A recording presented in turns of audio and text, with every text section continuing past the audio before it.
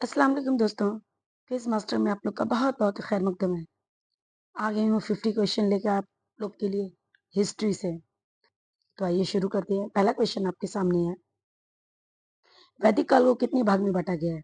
तो वैदिक काल को दो भाग में बांटा गया, एक ऋग वैदिक काल और उत्तर वैदिक काल।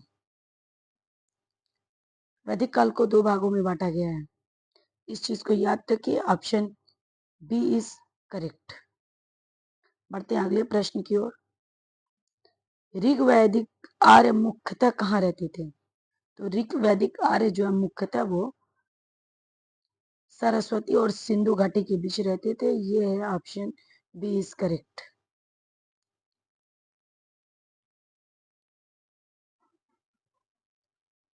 अगला है,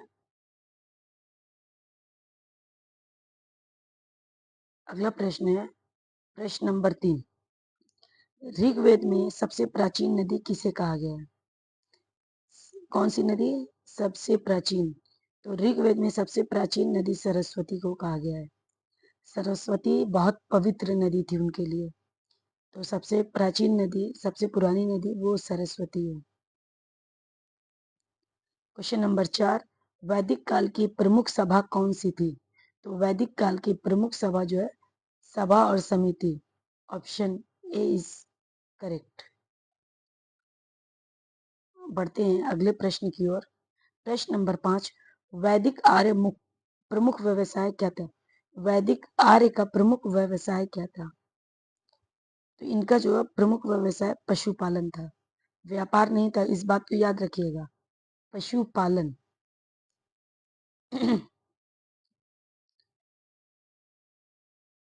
दोस्तों, अगर आपको वीडियो अच्छी लगे तो प्लीज इसे लाइक कर दें और कमेंट में कोई अच्छा सा कमेंट कर दें जिसको देख के तबीयत खुश हो जाए। तो चलते हैं अगले प्रश्न की ओर। प्रश्न नंबर 6, वैदिक लोग किस देवता की सबसे अधिक पूजा करते थे?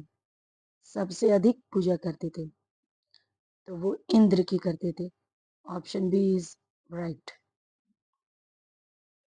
अगला प्रश्न है प्रश्न नंबर 7, यज्ञों में किस वस्तु का उपयोग होता था? यज्ञ में, तो यज्ञ में जो है वो सोम रस का उपयोग होता था।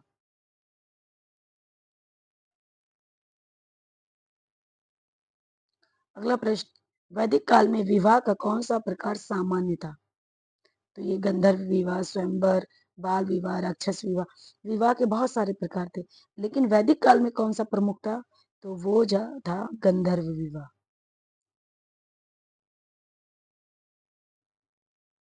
प्रश्न नंबर 9, वैदिक काल में राजा की सहायता कौन करता था? तो वैदिक काल में राजा की सहायता पुरोहित करता था।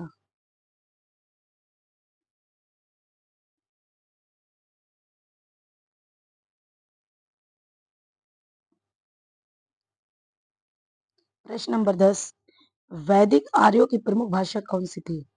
तो वैदिक आर्य की प्रमुख भाषा जो थी वो संस्कृत थी।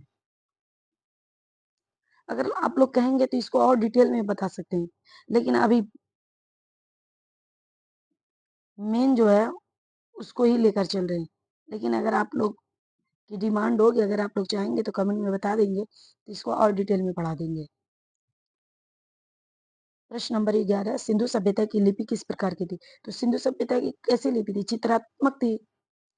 जो चित्र जगह जगह दीवारों पर, बर्तनों पर मिले थे, तो उनकी लिपि क्या थी? चित्रात्मक थी, चित्रलिपि। Option B is correct. प्रश्न नंबर 12, सिंधु सभ्यता में नृत्य करती हुई लड़की की मूर्ति किस धातु की बनी थी? यानी नाचती हुई लड़की की मूर्ति किस धातु की बनी थी? तो वो कांसा की बनी थी। Option C is correct. Mohenjodaro का अर्थ है, तो मोहनजोदड़ो का जो शाब्दिक अर्थ होता है वो मृतकों का टीला है। प्रश्न नंबर 14, हड़प्पा सभ्यता को अन्य नाम से जाना जाता है, तो अन्य किस नाम से जाना जाता है? सिंधु घाटी सभ्यता, उसी को बोलते हैं। प्रश्न नंबर 15, हड़प्पा सभ्यता में मिट्टी की मूर्तियां किसकी बनी थी? तो मिट्टी की मूर्तियां जो माता देवी की बनी थी। एक नाचती हुई मूर्ति किस धातु की बनी थी? तो वो कांसे की बनी थी। लेकिन मिट्टी की मूर्ति किस देवी की बनी थी? तो माता देवी की। हड़प्पा सभ्यता में लिपि अब तक पढ़ी जा चुकी है, अपठनीय है, संस्कृत में, हिब्रू में है, तो अपठनीय है, अभी तक पढ़ी नहीं गई है। क्वेश्चन नंबर 17, लोथल किस नदी के तट पर स्थित है? तो इसमें जो ऑप्शन है उसको ध्यान से देखिए, सरस्वती, साबरमती, गंगा, कृष्णा। तो सही तो भोगवा नदी है। क्या चीज है? भोगवा। गुजरात के लोथल जो बंदरगाह है, ये भोगवा नदी के तट पर स्थित है। लेकिन ऑप्शन में भोगवा नहीं दिया है, तो भोगवा की सहायक नदी है साबरमती। तो ऑप्शन साबरमती सही हो जाएगा। अगला प्रश्न, हड़प्पावासी किस किस पशु को सबसे अधिक महत्व देते थे? तो हड़प्पा के लोग बैल को सबसे अधिक महत्व देते थे।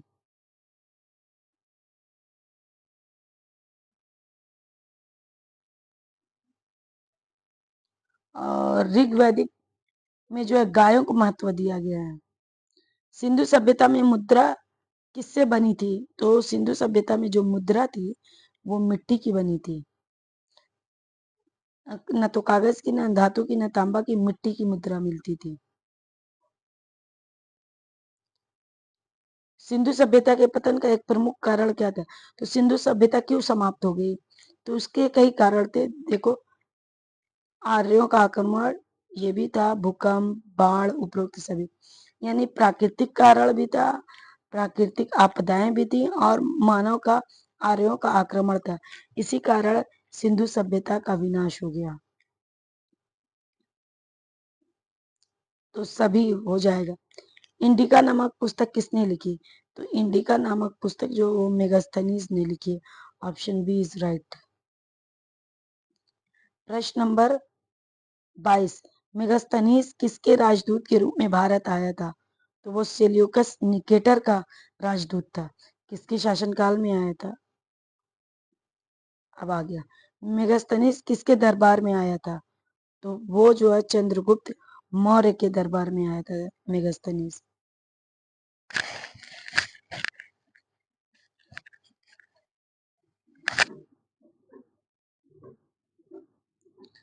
इंडिका ग्रंथ किस विषय से संबंधित है? तो मौर्य काल में आया था, तो मौर्यकालीन समाज और शासन की उसमें जिक्र हुआ था। किसमें? इंडिका। प्रश्न नंबर 25, भारत का भूगोल नामक पुस्तक किसने लिखी? तो ये टॉलमी ने लिखी है।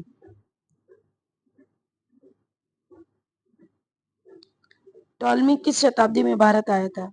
तो टॉलमी जो है दूसरी शताब्दी में भारत आया था।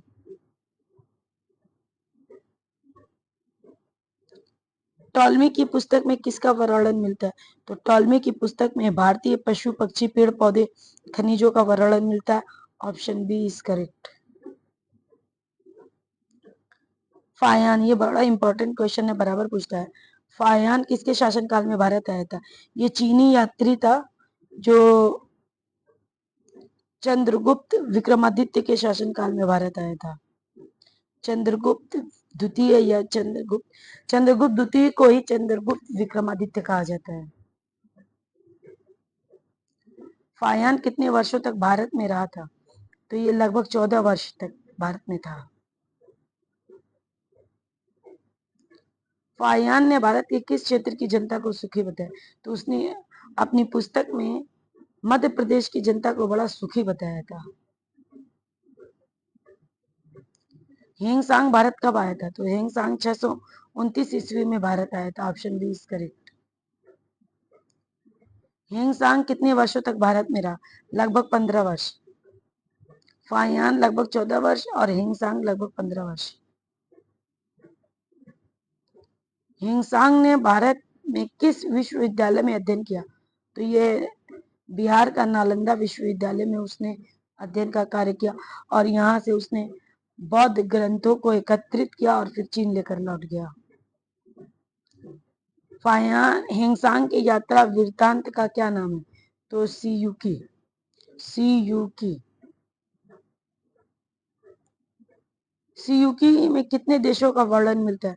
तो हिंगसांग ने 138 देशों का वर्णन किया अपनी यात्रा वृत्तांत सियूकी में।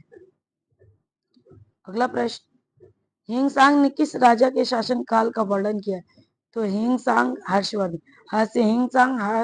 हर्षवर्धन, हर्षवर्धन के शासन काल में आया था और हर्षकालीन समाज के बारे में इसने लिखा है।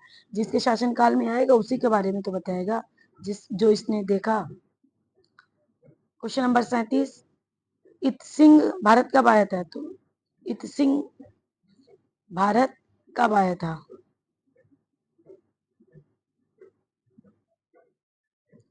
इत सिंह भारत आया था 673 ईसा पूर्व में। Option C is correct. इत सिंह ने किन विश्वविद्यालयों का वर्णन किया है? तो उसने नालंदा और तक्षशिला विक्रमशिला विश्वविद्यालय के बारे में बताया है। अगला प्रश्न है, किताबुल हिंद किसने लिखी? तो ये किताबुल हिंद जो है वो अल बरूनी ने लिखी है, अरबी में लिखी है इस किताब को। अल बरूनी किस देश का निवासी था? तो वो तुर्कमेनिस्तान का था। Option B is correct.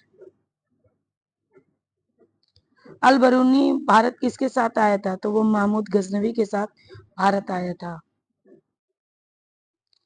किताबुल Hind या तहकीके हिंद, किताबुल हिंद को ही तहकीके हिंद भी कहा जाता है और ये अरबी में लिखी गई है।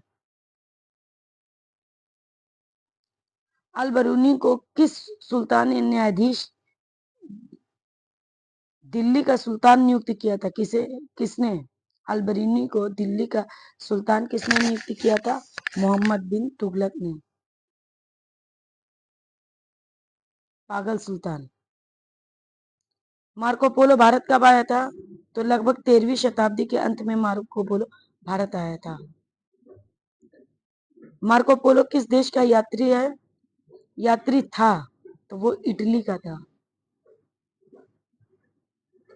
मार्को पोलो ने भारत के किस क्षेत्र की यात्रा की थी? पांड देश की। भारत के बारे में सर्वप्रथम किस यूनानी ने जानकारी दी थी? तो हेरोडोटस, जिसे भारतीय इतिहास का पिता कहा जाता है। प्लिनी किस देश का लेखक था? तो वो रोम का था। एरियन ने किस विषय में लिखा है? उसने सिकंदर के विषय में लिखा है। क्वेश्चन नंबर 50, अष्टाध्यायी की रचना किसने की है? तो पाणिनि की। Option A is correct. तो ये थे 50 क्वेश्चन। उम्मीद करती हूँ कि आपको पसंद आएगा। अगर पसंद आया तो वीडियो को लाइक और चैनल को सब्सक्राइब कर दे। मिलते हैं अगले वीडियो में। अल्लाह हाफिज।